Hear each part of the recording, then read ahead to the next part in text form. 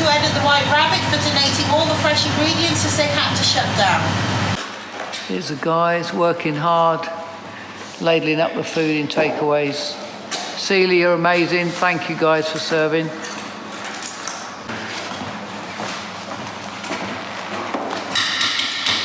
What's for dinner, Kosi?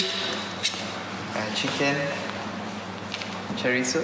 Yes, chorizo. Rice and chicken chorizo. Dave, good morning. Great to have you join us. Tell us a little bit more about what we were seeing on film there. Well, that's some people from the amazing congregation at St Aldates serving food for the homeless out the front of church.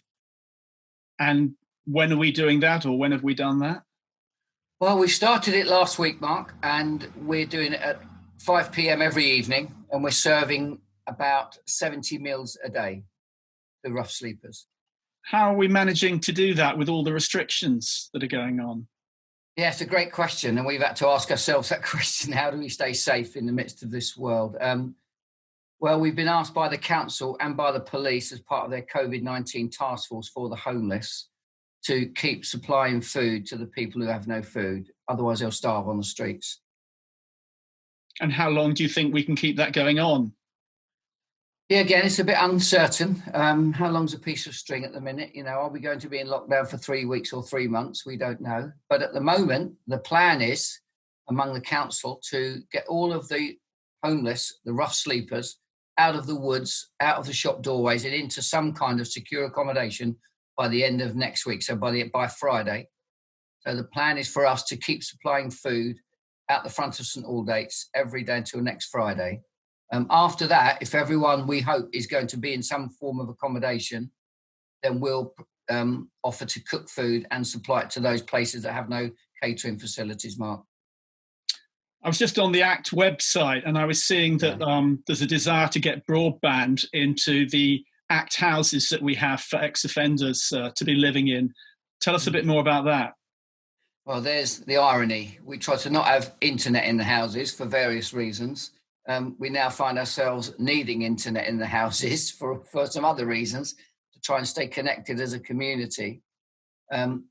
It's a strange thing because the people on the margins of society haven't moved, but we have moved closer to the centre of society.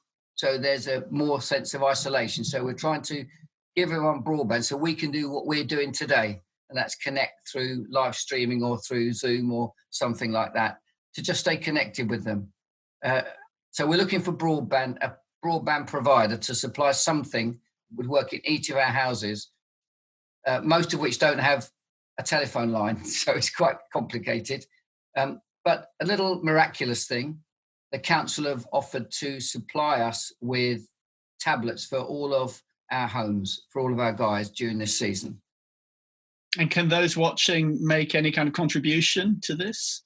Yeah, of course they can. We need to be able to fund it. We need to be able to fund a broadband package. And if anyone knows anyone in the industry, Vodafone, EE or anyone else could help us supply some kind of wireless broadband provision into the houses, that would be amazing because we're stuck at the moment, Mark.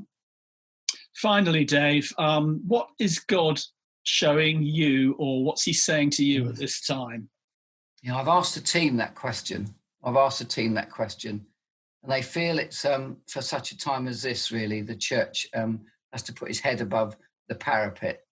We feel that we're out on the streets looking for Jesus in the lives of these guys. We found it strange that the church is responding beautifully, and we're doing what we ought to do. And it's hard to stay safe. But we're working really hard at staying safe, and God has told us clearly to stay safe, but to keep serving. And we're trying to respond to that. And it's tricky. It's a tension, but we feel like the Lord is in it all. Dave, thanks so much. And I know everyone who's watching is going to be praying for this work. And we just wish you and the team all the best for the week ahead. Thanks a lot. Mark, can I just say a huge thank you to you and the congregation, because without you guys, we wouldn't be able to do this. It's amazing. So thank you. Great. Thanks, Dave. Bye.